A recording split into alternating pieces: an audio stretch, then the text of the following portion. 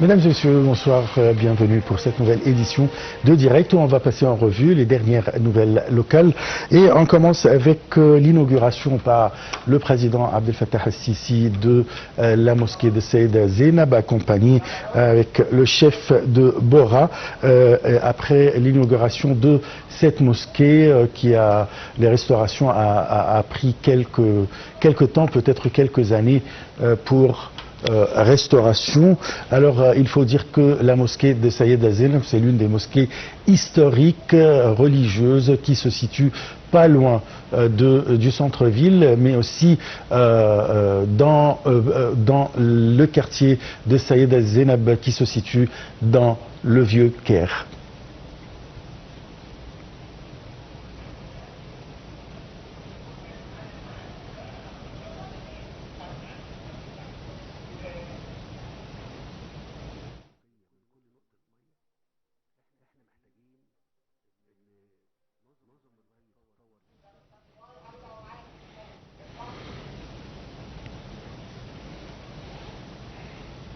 Et pour aborder cet événement, nous avons le plaisir d'accueillir au bout du fil Dr Kamal Gadallah. Vous êtes professeur à l'université de l'Azhar. Bonsoir. Bonsoir. Alors, quelle est l'importance de l'inauguration de la mosquée de Sayyida Zainab, alors historiquement et religieusement? Ah oui, premièrement, il s'agit d'un grand édifice de la civilisation islamique. Il ne faut pas oublier que cette mosquée a été bâtie à peu près 1000 ans, puis il était renouvelé au sein de Ottomans, puis il était renouvelé encore une fois au sein de la famille de Mohamed Ali. Donc, il a supporté plusieurs décorations, plusieurs modifications, même reconstruction, il était reconstruit pour la 12e fois à la fin du 19e siècle et au début du 20e siècle. Donc, historiquement parlant, il s'agit d'un monument tout à fait important de l'ère islamique, soit au temps de Mamelouk, ou bien soit au temps de Mohamed Ali et actuellement. Donc, il était bâti au temps de Fatimide, comme vous le connaissez très bien. Religieusement, il s'agit de grandes mosquées de Caire, car même leur éditeur, leur récitateur de Coran, sont nommés par un décret présidentiel, pas très longtemps. Il est construit parmi les plus grandes mosquées qui ne se contentent pas d'être des salles de prière, mais des écoles religieuses coraniques. Et il y a des activités tout à fait animées toute l'année. Donc, elle se trouve aussi au cœur de la capitale égyptienne, le Caire. Donc, il attire énormément de touristes et énormément de visiteurs, même des 4 coins du monde. N'importe qui, en fait, qui vient au Caire, il pose la question toujours où se trouve la mosquée de l'Azhar, où se trouve la mosquée Al-Hussein, où se trouve la mosquée Sayyida Zainab, où se trouve la mosquée Sayyida Nafisa et où se trouve la mosquée Al-Rifa'i.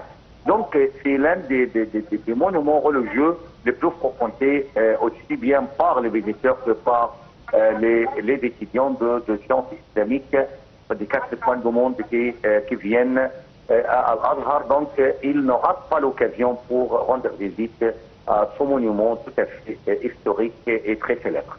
Oui, cette mosquée porte le nom de Sayyida Zainab ou Madame Zainab. Parlez-nous de qui est Madame Zainab ou Sayyida Zainab.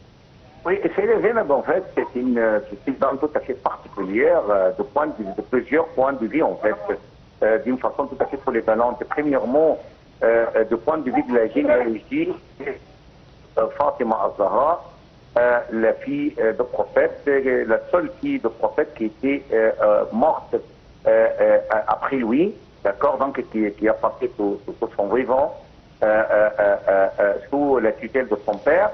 Et aussi, elle est la fille de Ali ibn Abi Talib, qui est le cousin du prophète et son gendre. Et aussi le compagnon le plus proche de notre prophète, celui de sur lui. Donc, du point de vue généalogique, il était solitaire.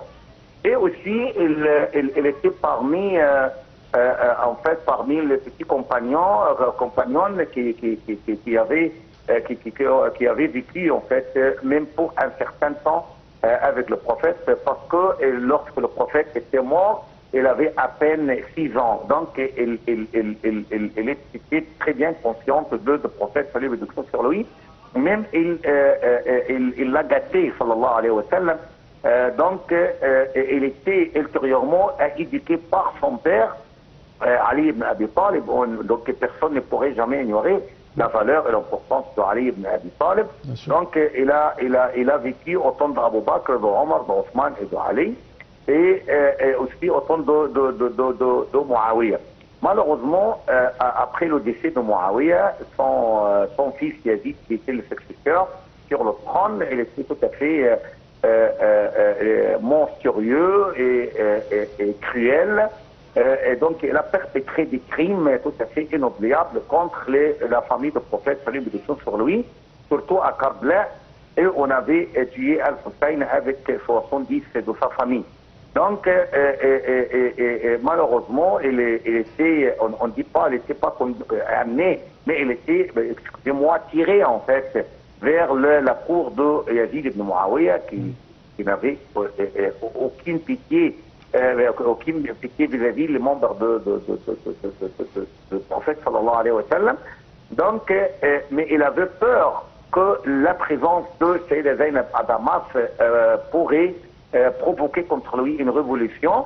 Donc c'est pourquoi il a décidé de disperser les membres de la famille du prophète dans toutes les contrées musulmanes. Il lui a donné une option. Premièrement, il a refusé de quitter Damas et ensuite il était obligé. Donc Abdullah ibn Abbas lui a dit, si vous serez exilé obligatoirement, donc il faut choisir l'Égypte, car si vous ne trouvez pas dans leur demeure une place, vous allez le trouver dans leur cœur. Donc, il est venu en Égypte, il était chaleureusement accueilli par l'Ouali, en fait, le préfet d'Égypte, Maslam ibn Makhlad, à cette époque, qui était sorti avec tous les notables d'Égypte. Il l'a rencontré à Delbet. Donc, et il lui a laissé son palais, en fait, pour qu'elle y réside. Donc, c'est tout emballé. Il lui a dit, non, je voudrais qu'une seule chambre dans laquelle je pourrais faire mes prières, je pourrais me coucher et je pourrais aussi accueillir mes visiteurs. Donc, elle était morte un an seulement après son arrivée en Égypte, mais elle avait fait des invocations en faveur des Égyptiens. Elle a dit, vous nous avez présenté un refuge, qu'Allah vous accordera un refuge, vous nous avez honorés, qu'Allah vous honore, donc, et ainsi de suite, et qu'Allah vous fasse une issue de tout malheur et de toutes difficultés. Donc, il a fait des invocations de supplication en faveur des Égyptiens, mais il a fait un testament avant de mourir, qu'on construise après sa mort de ce palais une mosquée. Le testament est réalisé ultérieurement, quelques décennies après sa mort. Très bien, c'est très clair. Je vous remercie beaucoup, Dr Kamal Gadalla. Je rappelle que vous êtes professeur à l'université de l'Azhar. Je passe à un autre sujet, une autre réalisation. Il s'agit du président Abdel Fattah al-Sisi qui a assisté aujourd'hui à l'inauguration de la première phase de la zone industrielle et le démarrage de la saison des récoltes du projet Mustaqbal Masr ou Avenir de l'Égypte pour le développement durable. Il s'agit de l'un des plus importants projets pour la disponibilité de la main-d'œuvre, outre la facilité d'accès aux besoins de production tels que les engrais, les pesticides, les semences et les équipements, ainsi que la facilité de livraison des produits aux principaux marchés et vers les ports d'exportation terrestres et aériens.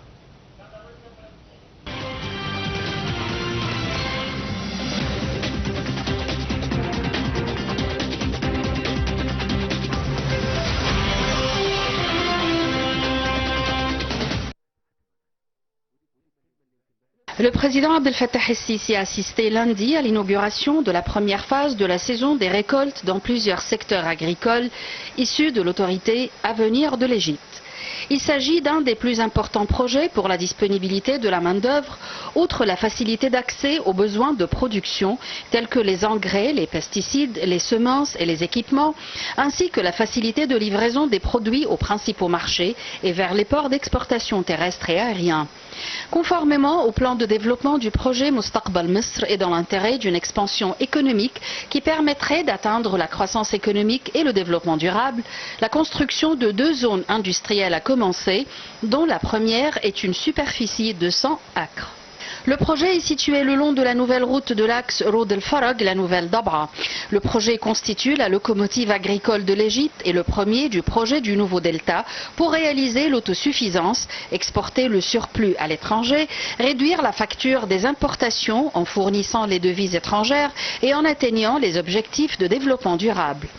Le président Assisi a également assisté à l'ouverture de la saison des récoltes dans les fermes du secteur Sadet qui s'étendent sur une superficie de 45 000 hectares et produisent des betteraves, des oignons, des pommes de terre, des haricots, des fraises, des tomates et de la canne à sucre. Il a affirmé l'importance du secteur privé dans le développement, notamment en matière d'efficacité de gestion, affirmant le rôle important que joue l'État dans le développement, car il relève les défis auxquels sont confrontés les projets de développement.